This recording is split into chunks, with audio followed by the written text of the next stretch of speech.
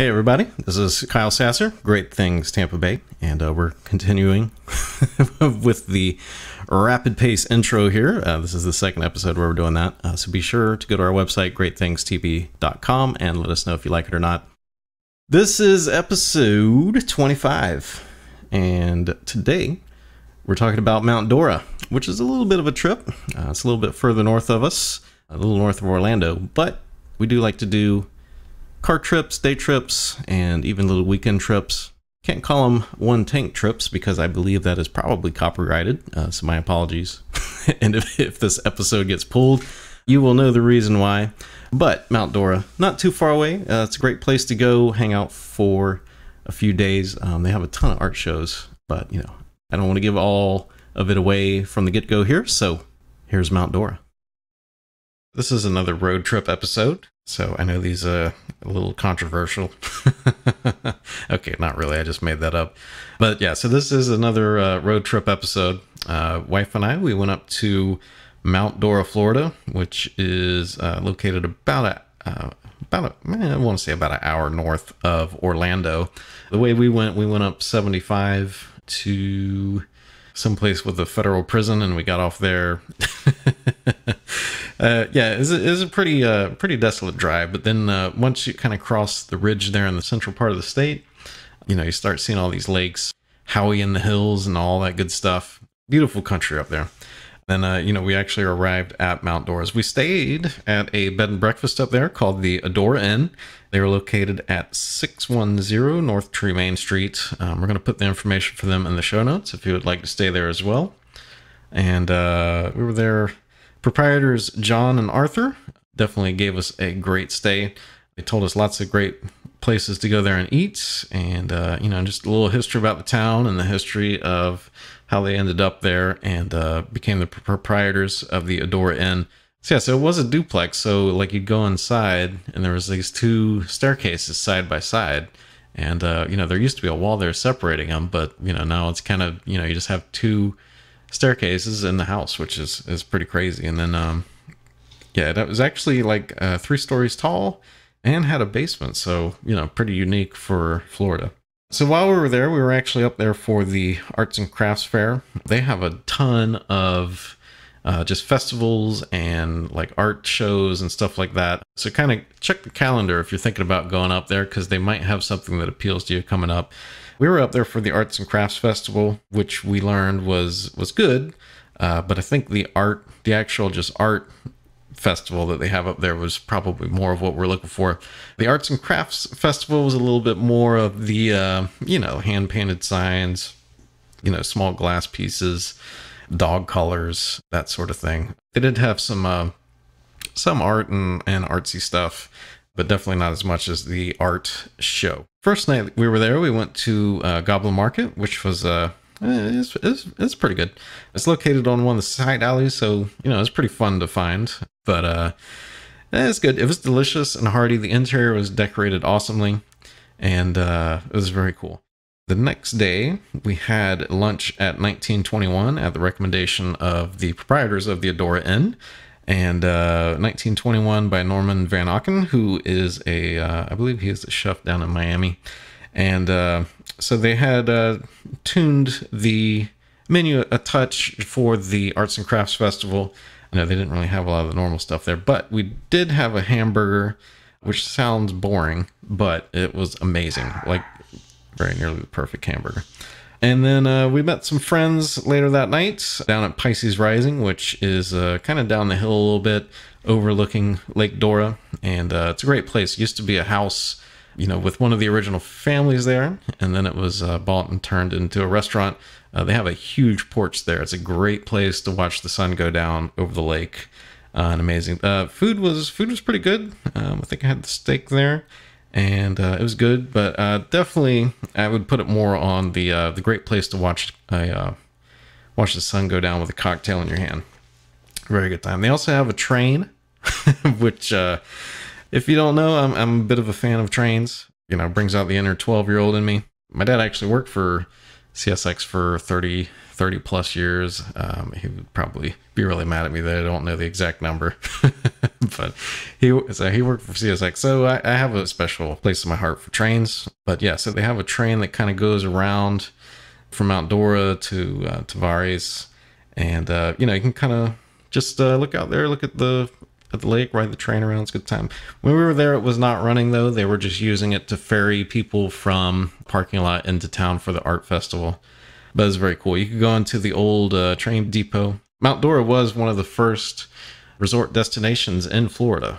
So when Flagler was building his railroads down through the East Coast over there, and came down through St. Augustine, Flagler Beach, and all that stuff, one of the first attractions was a spur that went over to Mount Dora. So yeah, very cool. And I also mentioned that they do have tons of festivals there. So they have festival fairs, they have craft fairs. A couple of the cool ones is Tavares is actually the seaplane capital of the world, or so they claim. You know, I'm always a little dubious of towns that claim to be the capital of something, but they did admittedly have a lot of seaplanes there. so if you like seaplanes, that'd probably be the place for you to go. And they also have a wooden boat festival. So like all the old, you know, wood speedboats, crisp craft and all that stuff, which if you remember from the boat show episode that we're personally fans of. So yeah, so they have a wooden boat show festival, and they get up and race the wooden boats around, and it's supposed to be pretty cool. So, you know, I'm going to have to kind of nudge the wife and see if we can get back up there to see that.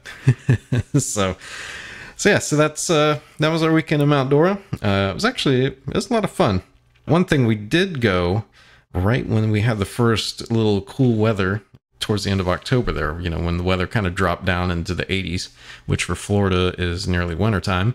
So we went up there right during that first initial cool weather, and my wife was going crazy. She was like, oh, you know, it's so great up here, we should move up here, like feel the temperature. I was like, listen, we did not find like some secret garden in Florida that, you know, magically the weather is just 30 degrees cooler up here.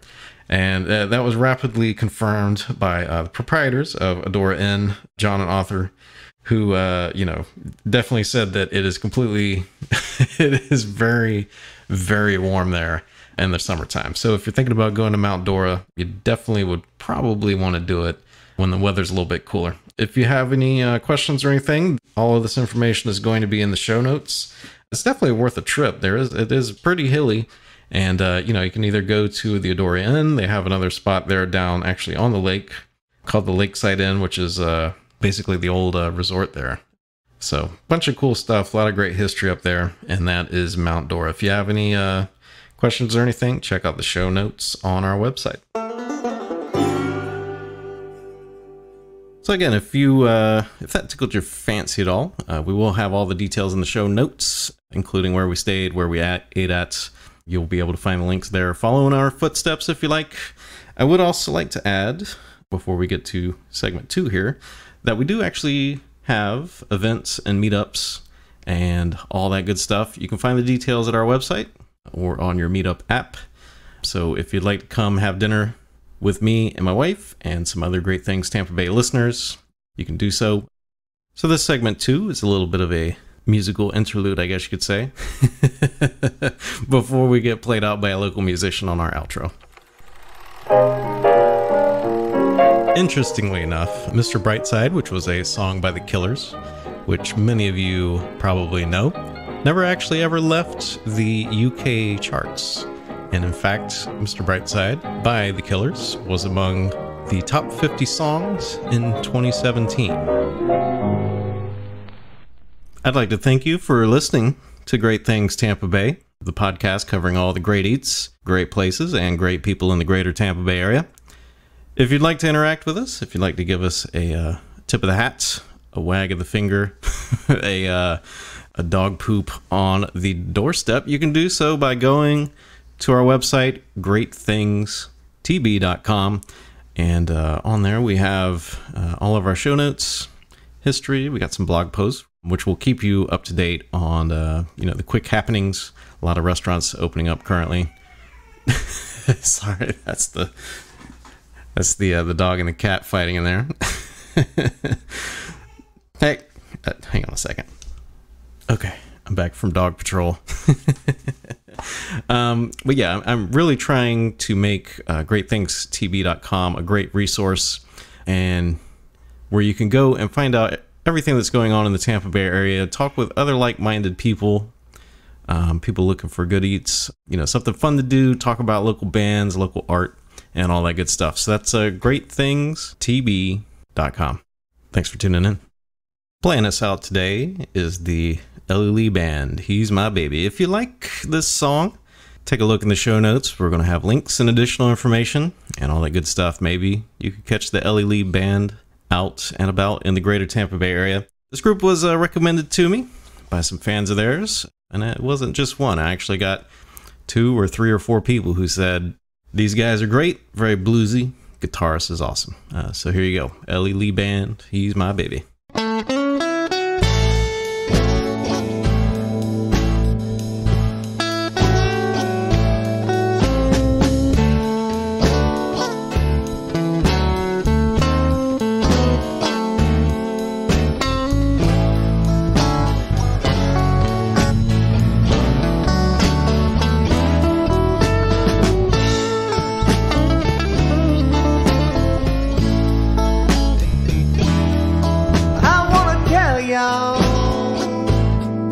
About my man, well, he's a humdinger, that's for sure, and he's got that slow hand.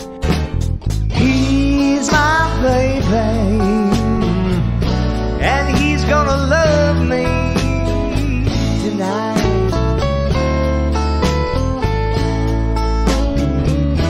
Well, he's got a smile, make your heartstrings ache, yeah. And he got a style that can charm a snake. He's my baby, and he gonna love me tonight.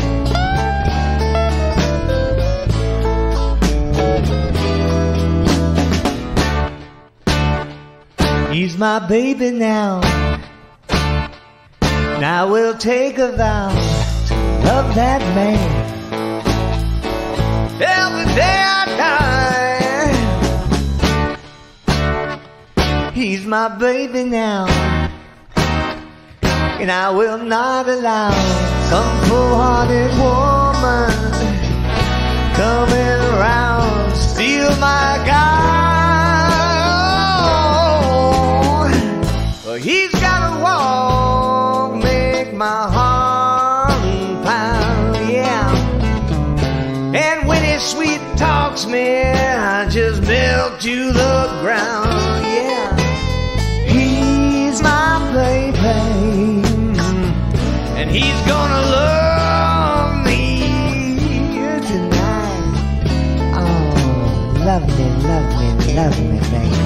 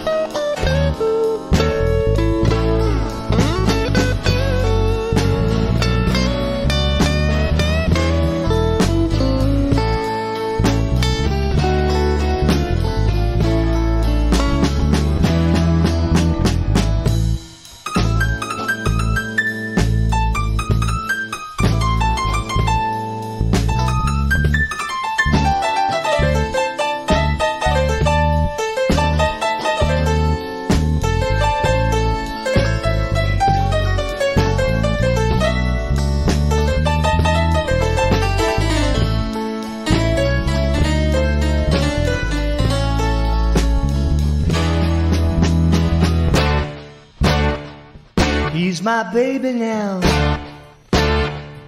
Now we'll take a vow to love that man till the day I die, yeah. He's my baby now, and I will not allow some fool-hearted woman coming around steal my guy.